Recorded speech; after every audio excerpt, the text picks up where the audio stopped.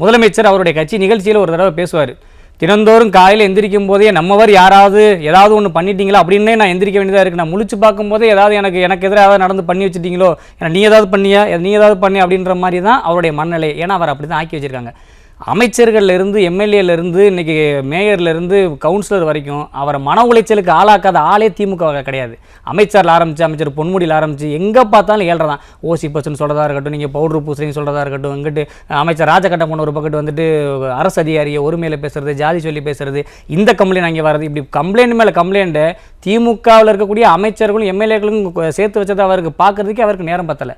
இப்படி இருக்கக்கூடிய சூழ்நிலை இது வந்து மேற்கொண்டு முதலமைச்சருக்கு வந்து இவங்கெல்லாம் வந்து வெந்த புண்ணில் வேலை பார்க்குற மாதிரி. இப்போ அமைச்சர் ராஜகண்ணப்பன் அவர்கள் சொன்ன கருத்து வந்து அவருடைய சொந்த கருத்தாக கூட இருக்கலாம்.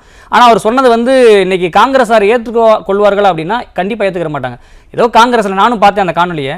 ஏதோ காங்கிரஸில் ஒரு 2-3 பேர் இருந்துக்கிட்டு அவங்க தொல்லை, அவங்க சத்தம் தாங்க முடியலப்பா, என்னத்தையோ இது அப்படின்ற அவர் ரொம்ப ஏளனமாக, அதாவது காங்கிரஸை எந்த அளவுக்கு ஒரு நினச்சி வச்சுருந்தாங்க, எந்த இடத்துல வச்சுருந்தாங்க அப்படின்னா அவருடைய வார்த்தையிலேருந்து ஒரு அமைச்சருடைய வாயிலேருந்து அந்த வார்த்தை வரும் அப்படின்றத நினச்சி பாருங்கள்.